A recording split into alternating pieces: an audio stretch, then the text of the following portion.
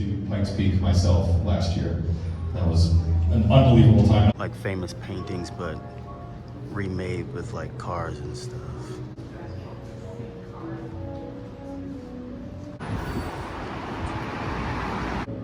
Dope painting. A bunch of people way smarter than me have to go in, plug in with a laptop, warm it up properly. That's Van Gogh.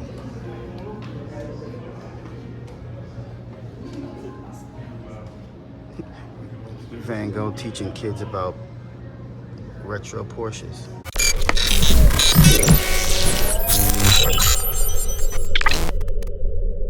Rapid are super rare in Kona, of course. Yeah.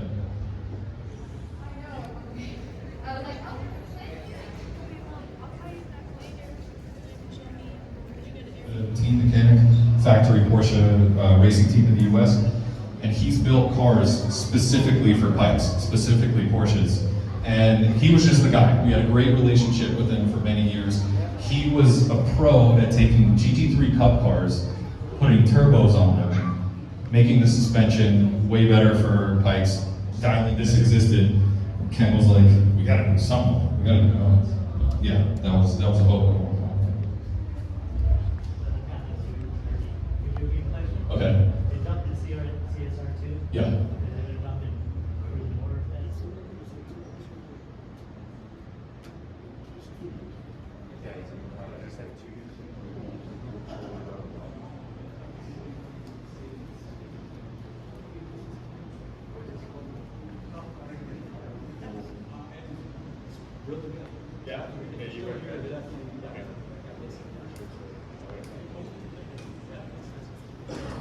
Almost exactly like this, learning how to drive manual, all this stuff. So Ken wanted to build kind of an homage to his dad's truck.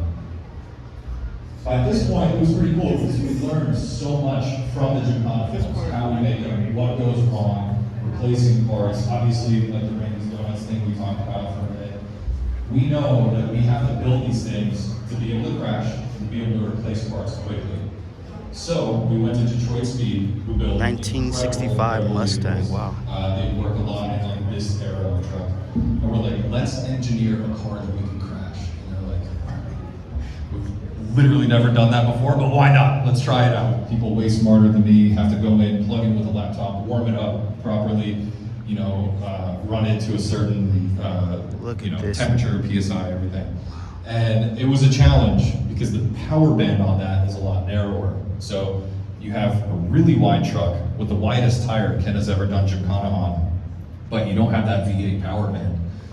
So again, barely any seat time, barely any testing time. We take it to Gymkhana 10, and he's like, dude, this thing is absolutely pinpoint. The guys tell you, like, yeah, man, that 110 mile an hour braking zone, that you're gonna look for a gopher, right?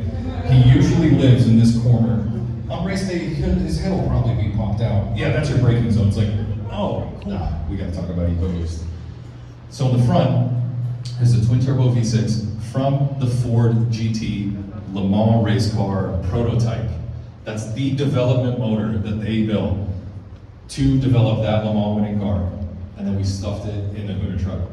The intake manifold, Ford started 3D printing with metal at the time. So that is a 3D printed one-off intake manifold. It has this like crazy mesh lattice work that you wouldn't ever use. Every single one of these cars ran when parked. This one's probably the hardest to fire up.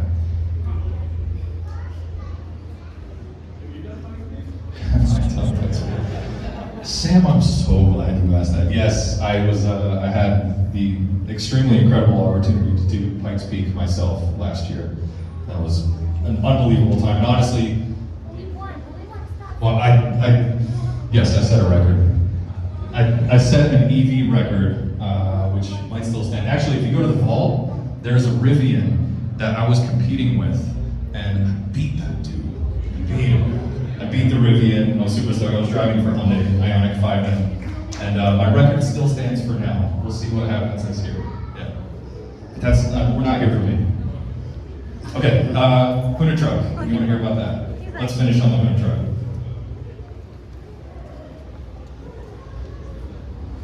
Budgets work on a lot of this. this stuff is, we're like, yeah, we want to make a Gymkhana video. We're like, pay for it. That's going to cost, X amount of a lot of money. And they're like, cool. We have to find a budget to pull that out of. It doesn't just exist. There's no such thing as a Gymkhana budget at Ford. So at the time, they were releasing the Ford F-150, and like a new remodel, new body, everything. And so Ford was like, yeah, Ken, can you do it in an F-150? And Ken's like, yeah, the crazy noises, but it was still pretty cool. It was cool to have a part of Ford's motorsport history at the front of this thing. And, the tow hitch, yeah, that's another thing. It's like, you gotta include marketing points into a race car. So, towing capacity on an F-150, you gotta talk about that.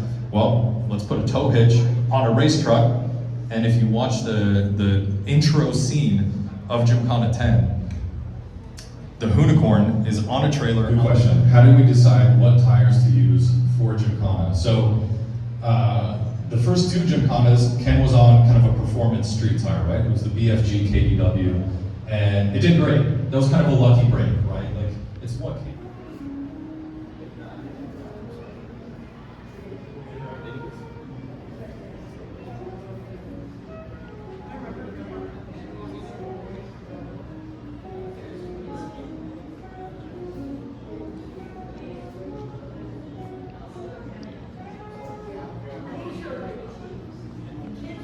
I think I see the Mona Lisa back there. Hold on.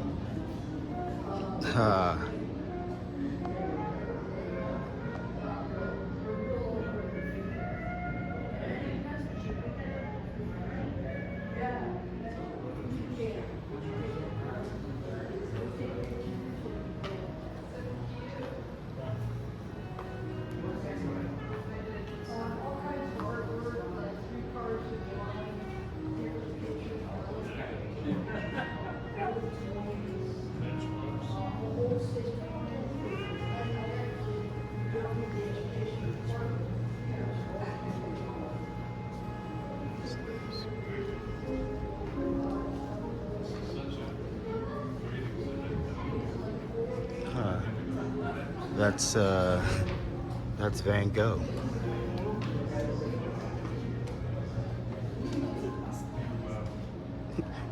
Van Gogh teaching kids about retro Porsches.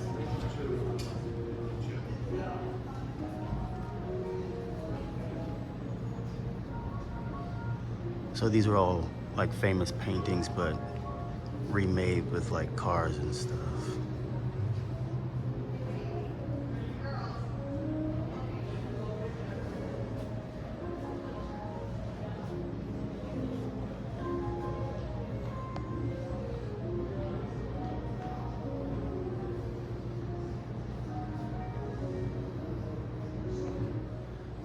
This thing is dope.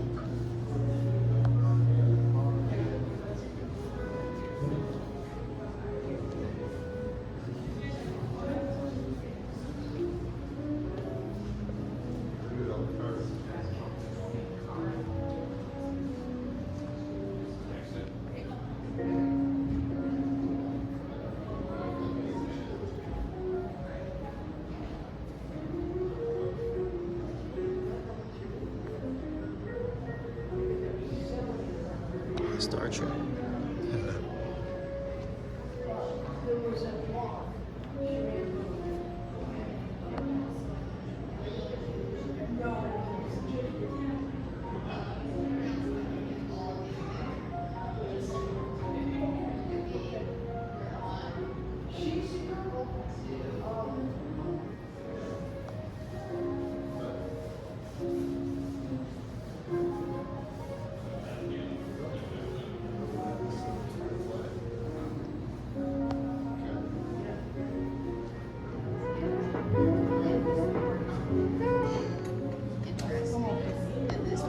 It's like a life-size pop-out race car set. Scary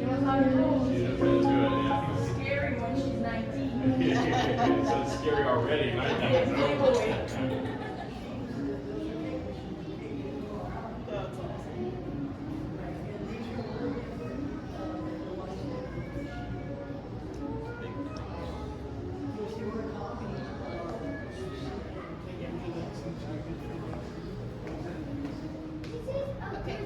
Guys. Yes, I think so too. My guys.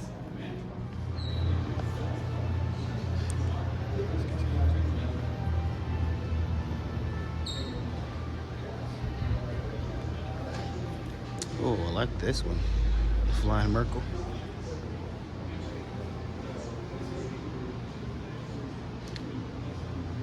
Oh, it's a racing bike. 1914, wow.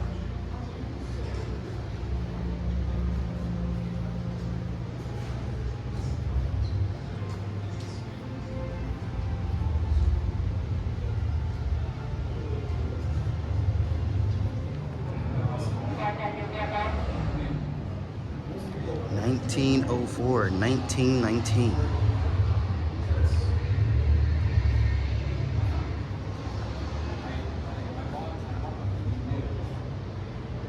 Bicycle to motorcycle. 1920.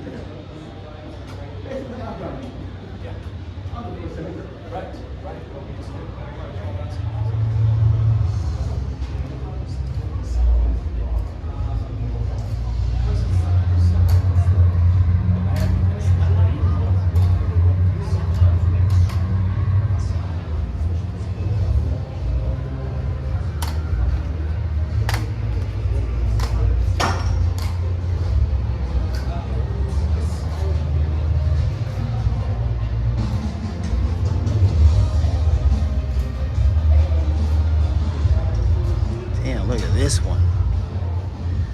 This one's been through it, but it is over 100 years old.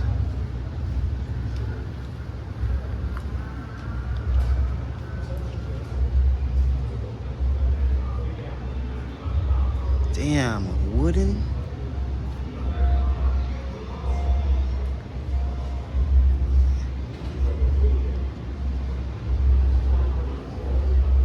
This one's nice. 1905.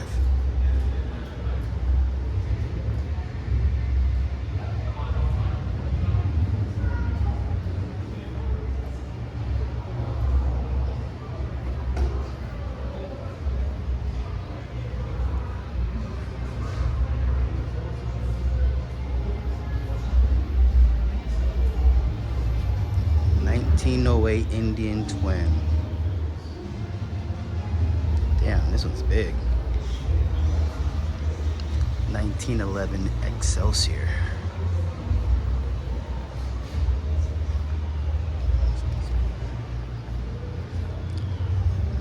(1909). This is the first Harley Davidson.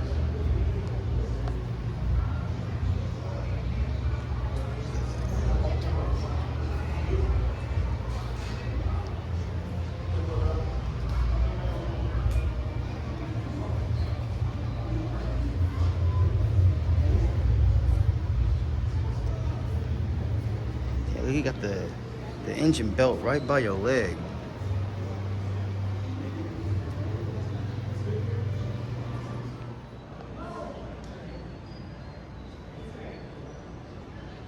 All the tires over the years.